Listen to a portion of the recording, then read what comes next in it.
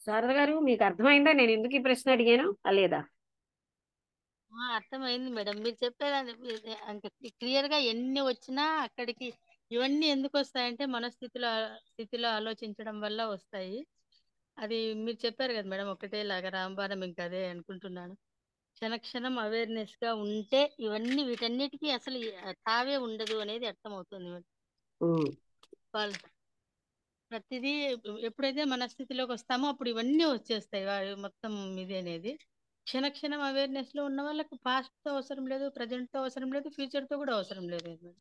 Just అంతే. మనం ఆ క్షణంలో ఉండగలిగినప్పుడు అదే క్లియర్ గా అర్థం ఇంకా అవుతుంది కదా, దీన్ని ఆ పట్టుకుని స్టేజ్ కి కొందరు ఇటు రావడం. పీకుతారు, కొందరు అటు పీకుతారు. ఈ పీకడాలన్నీ బుర్రలో పెట్టుకుని మనం చేసేది ఏంటండి?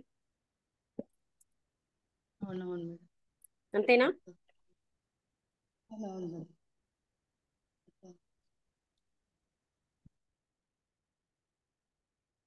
ఎందుకంటే ఆ ఆ జ్ఞానం అనేది మనకి బంధిస్తుంది. అంటే పునర్జన్మ ఉందిలే, పర్వాలేదు, ఇప్పుడేమో మనం వ్యసనాల్లో ఉంచేసినా నెక్స్ట్ జన్మలో వ్యసనాలు లేకుండా గడుపుదాం.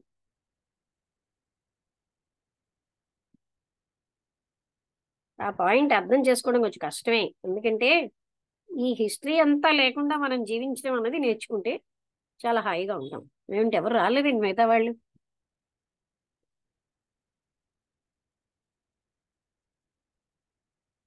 కొంచెం డిస్టర్బ్ అయినట్టు అయింది మేడం, అది అందుకే మళ్ళీ ఆ, చేస్తున్నాం మేడం.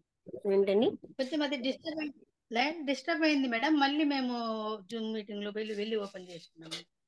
కాదు, మీటింగ్ టైం అయ్యింది, అయిపోతుంది, మరో మీటింగ్ ఓపెన్ చేశాను. అవునా మేడం, అదే నేను అట్లా అనుకుంటే డిస్టర్బెన్స్ అయింది మనం. మీటింగ్ ఓపెన్ చేసినప్పుడు వాళ్ళు ఓపెన్ చేస్తారు కదా సాధారణంగా. అవునవును మేడం, అదేదో మేడం.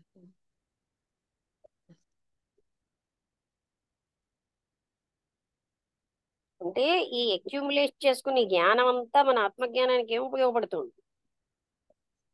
అవును మేడం, నేను ఈ క్లాస్ అయిన తర్వాత సూర్యనాగమ్మ ఉన్నాయి కదా మేడం, సూర్యనాగమ్మ లేఖలు అని ఉమ్, రమణ మహర్షి భాషణాలన్నీ ఆమె క్లియర్ చెప్పారు అవునవును. కదా. ఉమ్, అవన్నీ వింటుండడం వల్ల నాకు కొంచెం అర్థం అవుతుంది మేడం. అవి లేఖల్లో అవన్నీ మొత్తం ఉండడము, ప్లస్ ఈ తత్వానంద వారు చెప్పేవి అవన్నీ వింటున్నాం కదా మేడం. వినడం వల్ల కొంచెం అవేర్నెస్ అనేది కొంచెం వస్తుంది.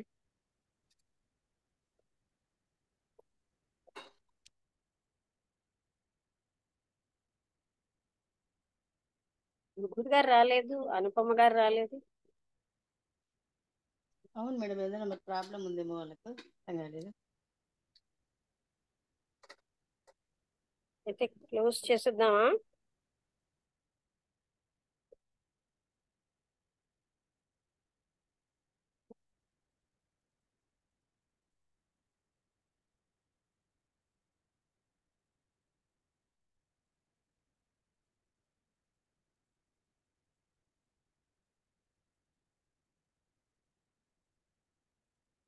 రామభద్రు గారు ఇప్పుడు వచ్చారు. ఏంటి అయింది రామభద్రు గారు? ఇంకా మైక్ కనెక్ట్ అవ్వలేదు. ఏమైంది లేట్ అవ్వడానికి కారణం?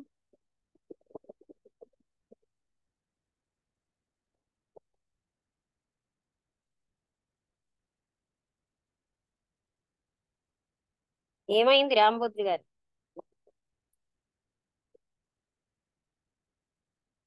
వినబట్టం లేదా? నమస్తే నమస్తే మేడం. మేడం, ఏం లేదు, నేను అది కట్ అయింది చూసుకోలేదు మేడం, కొద్దిగా అట్లాగే ఉండిపోయాను. తర్వాత అలాగా? చూసుకున్నాను. ఏంటా ఎంతకీ రావట్లేదు అనుకుంటున్నాను. అనుపమ గారు కూడా రాలే. అదే నేను కొద్దిగా అబ్జర్వ్ చేయలేదు, తర్వాత చూసుకుంటే ఇదైంది. అవునా? అవును, కొంచెం వేగమే కట్ అయింది. అయితే ఇంతకీ అదేనండి. అంటే నేను నాలో ఉన్న తపనప్పుడు ఆయన అడగడంలో, మాకు ఫెడరేషన్ లెక్చరర్స్ అందరికీ ఒక క్లాస్ పెట్టారు, హైదరాబాద్ పిలిచారు, కంప్యూటర్ ఎడ్యుకేషన్ లో. ఉమ్, ఇప్పుడు గత జన్మ ఉమ్, కోసం అంత, అంటే మిగతా వాళ్ళకి అనిపిస్తుంది మీకు తెలీదా, గత జన్మ అనే దాని వల్లే కదా ఇవాళ ఒక ఎబిలిటీ. అయితే ఎబిలిటీ సంపాదించడం ఇవన్నీ కాదు, కానీ ఏమిటి లాభం అంత తెలుసుకోవడం వల్ల? ప్రజెంట్ నేను ప్రశ్న చాలా తక్కువ మందికి అర్థం అవుతుంది. ఈ ప్రజెంట్ అవును మినిట్ మేడం. ని ఈ ఈ జ్ఞానం అంతా నాకు ఎలా హెల్ప్ చేస్తుంది? అవును మేడం. ఇప్పుడు తెలుస్తాయి. ఏమవుతుందంటే ఫస్ట్ ఏమవుతుందంటే మీరు చెప్తానే అరే సాంప్రదాయాన్ని ఖండిస్తున్నారు ఈమె అనే వారు ఒక స్థితికి వెళ్ళిపోతారు మేడం. ఫస్ట్ జరిగేది అది. దాని వలన అది అయిపోతుంది. అంటే సాంప్రదాయం అంటే ఏంటి? ఆ, అంటే మనం మనం కంటిన్యూ చేసుకుంటూ ఇదే ఇదే గోలలో పడడమేనా అనేది అర్థం చేసుకోవాలి కదా మరి. అది main. అంటే ఏదో ఒక మూసలో పెట్టినట్టు జీవించడమేనా? మనకి మేడం మనకిగా ఉన్న ఆలోచనని ఎప్పుడు పెట్టమేమిటి? అది కదా మనకి. అలా నిద్రపోతూనే జీవిస్తాం చచ్చిపోయే వరకు కదా. అవును మేడం. ఆ సృజనాత్మకత అన్నది మనకు ఉండదు. అవును మేడం. అంటే ఇప్పుడు ఏం ఏం జరుగుతుందంటే ఒక ఆలోచనల సుడిలో పడి కొట్టుకోవడం తప్ప ఇంకా ఈ జీవితంలో మనం సాధించింది ఏమీ లేదు మేడం. పొద్దున్న నుంచి బాగా చూస్తే చెప్పారు. అంటే కొట్టుకుంటూ ఎవరో కొంచెం పవర్ఫుల్ ఉమ్, వ్యక్తి అంటే అబ్బా నాకు ఇంత గ్రేట్ ఆ పవర్ఫుల్ వ్యక్తి చెప్పింది తెలుసని అహంకారం ఒకటి కదా. అంతే మేడం. అంటే పుట్టుక నుంచి చావు వరకు ఈ ఆలోచనలో కొట్టుకోవడమే అను కొట్టుకోవడమే మళ్ళీ మళ్ళీ ఇదే ఇక్కడనే ఎండ్ అయిపోతాం. మళ్ళీ ఈ ఆలోచనల పరంపరలో మళ్ళీ అంటే ఇంకా అది ఉన్నదో లేదో లేని జన్మ గురించి మళ్ళీ జన్మ సంగతి దాంతో వదిలేండి, ఈ రావడం జన్మ మళ్ళీ అంతా వేస్ట్ అయిపోతుంది కదా. వేస్ట్ అయిపోతుంది. వచ్చిన జన్మ వేస్ట్ అయితే చేసుకుంటున్నాం అనేది అర్థమవుతుంది మేడం. 100%. అంటే అది లౌకికంగా అయినా సరే ఆధ్యాత్మికంగా అయినా సరే లౌకికమైన ఒక ఆలోచనల పరంపర, ఆధ్యాత్మికంగా ఇంకొక ఆలోచనల పరంపర. లౌకికమైనది ఎక్కువ ఆలోచనలతోటి బడ్డం తీసుకొని మన మనం ఒకరిని ఒక మాట అనడం వాడు ఇంకొకటి అనడం ఇట్లా పెంచుకొని ఇట్లా వేస్ట్ అవుతుంది. ఆధ్యాత్మికంగా ఒక సవ్యమైన ఆలోచన లేక ఆ జన్మను ఈ జన్మను ఆ ఆ ఆ జపము ఈ జపము ఆ ధ్యానం ఈ ధ్యానం ఇలా ఇలాగా ఇదొక వ్యర్థమైన పరిస్థితి ఏర్పడుతుంది. నిజంగా ఏముందంటే ఆ, మీరు చెప్పినట్టు ఏంటంటే ఆ, అంటే ఎప్పటికప్పుడు ఆ, ఆ, ఇది అంటే మనిషికి ఇదైపోయి బతకడమే అంటే ప్రజెంట్ లో బ్రతకడమే కరెక్ట్ అని అంటే ఎక్కడికక్కడ నిర్దాక్షిణ్యంగా మనకు వచ్చే ప్రతి ఆలోచన అది సవ్యమైనదా భవ్యమైనదా అవన్నీ ఇంకా ఆలోచన లేదు. ఆలోచనలు ఉంచుకుంటూ నిలబడమే నిజమైన సృజనాత్మకత. అంటే అప్పటికప్పుడు ప్రజెంట్ గా నిలబడమే. ఇప్పుడు నాకేముంది వెనకది అవసరం లేదు, ముందరిది అవసరం లేదు ఆలోచన గురించి. ఇప్పుడు నాకేముంది నేనేం చేస్తున్నాను అని ఒక స్థితిని ఆలోచన చేస్తే అంటే ఇంకా ఏమీ నిలబడదు. ఎందుకంటే అక్కడ బ్యాలెన్స్ లేదు, పోగు చేసుకున్నది లేదు, పోగొట్టుకునేది లేదు. అంతే ఇంకా అనేది అర్థమవుతుంది. మా చాలా సాంప్రదాయమైన కుటుంబం అండి, మేము ఇలా అండి అది అవన్నీ అది ఎందుకుట. అంటే అది చాలా అద్భుతం. అంటే ఇప్పుడు ఏమంటే ఇక్కడ చర్చ అవసరం లేదు. అంటే జన్మ గురించి అహంకారం కానీ కర్మ తెచ్చిపెడుతోంది ఆ ఇవన్నీ చర్చ అవసరం సాంప్రదాయం లేదు. వల్ల. ఊరికే నేను నిలబడడం అనేది నేర్చుకుంటున్నదేంటి కరెక్టా కాదా అని ఏమండి? తెలుసుకోవాల్సిన పరిస్థితి. సాంప్రదాయం వల్ల నేను నేర్చుకుంటున్నది ఏమిటి? Hello madam. ఒక సాంప్రదాయం మాది మంచి హలో ట్రెడిషనల్ కుటుంబం. అయితే వీళ్ళేం మేడం నేర్చుకుంటారు? మాట వినిపించడం లేదు మేడం. ఏమి నాకు మీకు వినిపించట్లేదు? శారద గారు మీకు వినిపిస్తుందా? మేడం మాట వినిపించడం వినిపిస్తోంది లేదు. మేడం. శారద గారు నాకు వినిపిస్తోంది మేడం. అదే నాకు రామ్మూర్తి గారు. వినిపిస్తోంది మేడం. అదే ఆయన మైక్ అదే ఒక్కొక్కప్పుడు అదేదో కొంచెం ఆయనకి ఒక్కొక్కప్పుడు కొంచెం అవునండి. హలో ఇబ్బంది వస్తుంది. హలో అవును మేడం, సిగ్నల్స్ కొంచెం. హలో శారద గారికి హలో వినిపిస్తుంది. వినిపిస్తోంది మేడం నాకు. అంటే అదే అదే ఆయనకి ఏమన్నా కొంచెం ఆడియో మైక్ ప్రాబ్లం వచ్చింది. ఆడియో ఏదైనా ఉండొచ్చు మేడం, అంతే.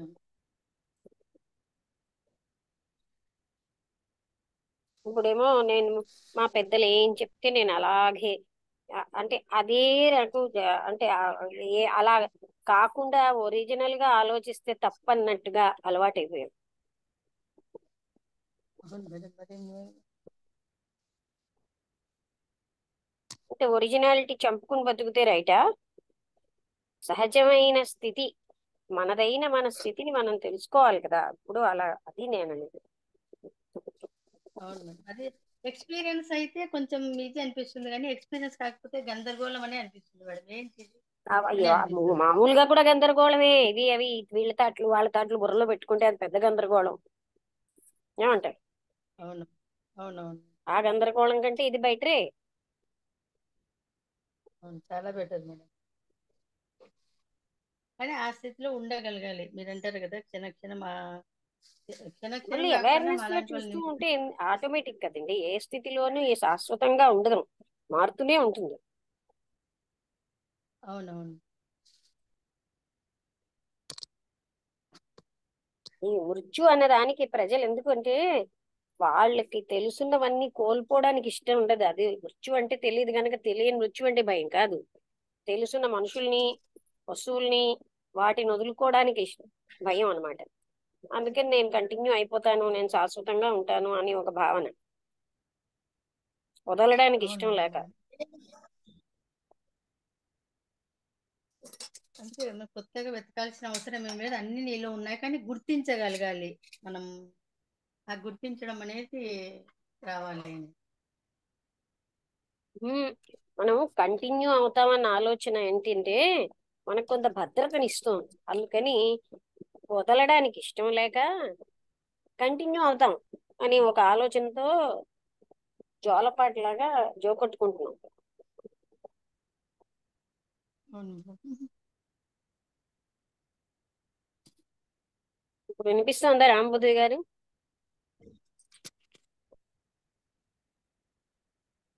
ఇప్పుడు వినిపించట్లేదా? వినపడినట్టే ఉంది మేడం, ఏం మేడం అబ్జర్వ్ మేడం అవ్వలేదు. వినిపిస్తుంది మేడం. మళ్ళీ లాగిన్ చేశారా, లాగౌట్ అయ్యి? అవును మేడం. అలాగే చేయాలి, ఎందుకంటే మీ ఒక్కరికి ఉమ్, మధ్య మధ్యలో వినబడ్డం మానేస్తున్నది. అదే మేడం, అది బయటకు పోయి మళ్ళీ ఎంటర్ అయినప్పుడు వస్తుంది మేడం, బాగానే వస్తుంది. ఉమ్, అంటే మనం అలా అలవాటుకి అయిపోయాం. ఇది ఒక ఇగో మనిషికి. మాది చాలా ట్రెడిషనల్ అండి. అంటే ఆ ట్రెడిషనల్ అంటే ఎప్పుడు మనం ఏమని అంటే సృజనాత్మకత లేకుండా జీవించుతూ ఉండడమే అనే భావనలో ఉంటారు.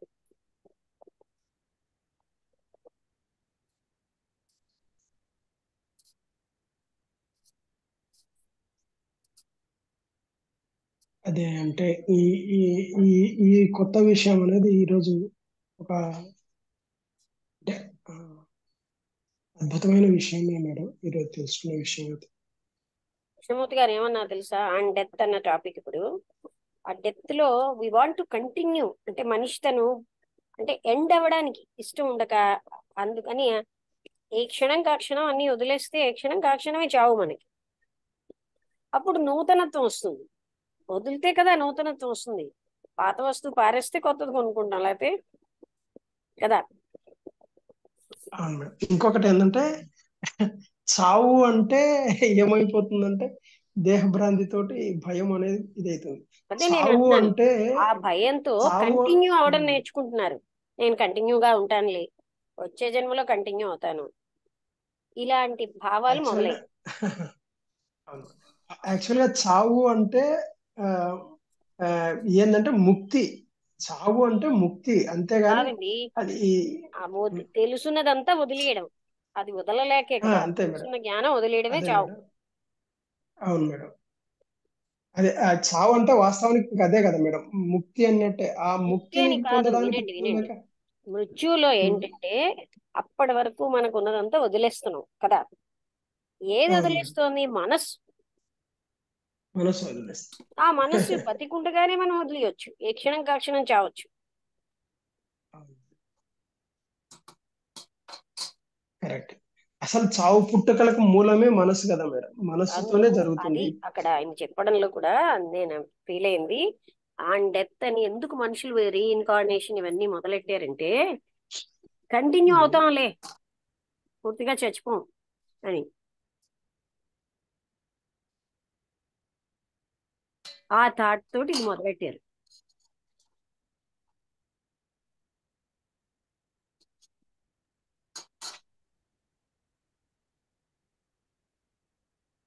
అంటే ఈ థాట్ వల్ల పోనీ తీవ్రంగా తపన అది ఉంటుందా అంటే ఏమి ఉండదు. ఇంకా ఎన్నో జన్మలు ఉన్నాయి కదా, ఈ జన్మ ఎలా గడుపుదాం, ఆ జన్మ అలా గడుపుదాం అంటూ.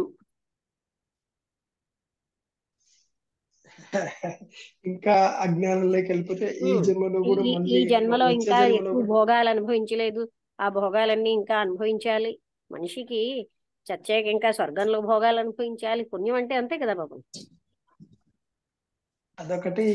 ఈ జన్మలో ఉండే భర్తనే వచ్చే జన్మలో కావాలి, ఈ జన్మలో ఉండే భార్యనే ఇంకో జన్మలో ఇవన్నీ. నిజంగా వాళ్ళు అన్నట్టు అవుతే మాత్రం జీవితం బోరింగ్ అయిపోతుంది. ఎందుకంటే రేపే మనం మారిపోతాం, మన యాటిట్యూడ్ లో మార్పు వస్తుంది. మనమే మారిపోయినప్పుడు మనకి మళ్ళీ పాత ఇచ్చలు ఎలా ఉంటాయి? అవునా? మీకు అర్థమైందా? అర్థమైంది. క్షణక్షణం మారుతూనే ఉంటాం కదా. నెక్స్ట్ బర్త్ కూడా ఇలాంటి ఐడియాలో ఉండం కదా. అవును మేడం. అదంతా అజ్ఞానమే కదా అలా ఆలోచించడం. ఉమ్. ఇప్పుడు ఉన్నట్టుగా ఇప్పుడు చూడండి, రేపు ఇలాగే మాట్లాడదాం అనుకుంటా, ఆ రేపు మనం ఎన్ని తపనలతో ఉంటామో, ఎన్ని అలజడులతో ఉంటామో ఇప్పుడు ఆలోచించం. రేపు ఇలాగే ఉంటామని ఆలోచిస్తాం. అలాగే నెక్స్ట్ బర్త్ ఇలాగే ఉంటాం అనుకుంటాం. ఇలా ఎందుకుంటాం? కరెక్ట్.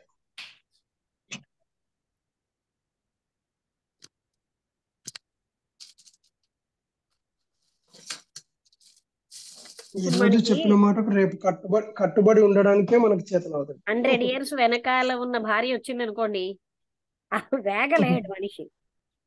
అలాగే 100 years వెనకాల ఉన్న ఆ నాగరికతతో ఉన్న భర్త వచ్చాడు అనుకోండి, ఆ స్త్రీ భరించలేదు.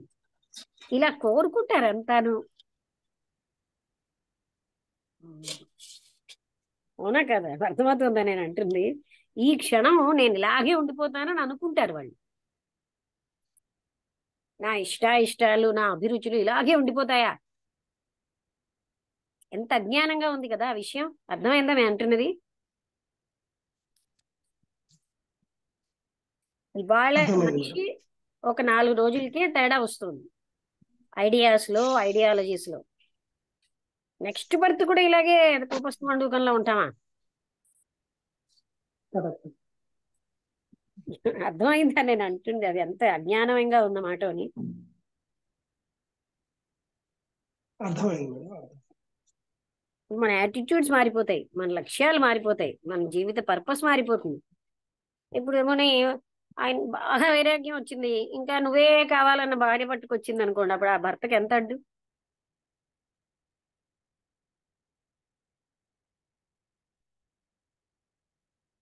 అలాంటివన్నీ అజ్ఞానంతో ఆలోచిస్తాం మనం.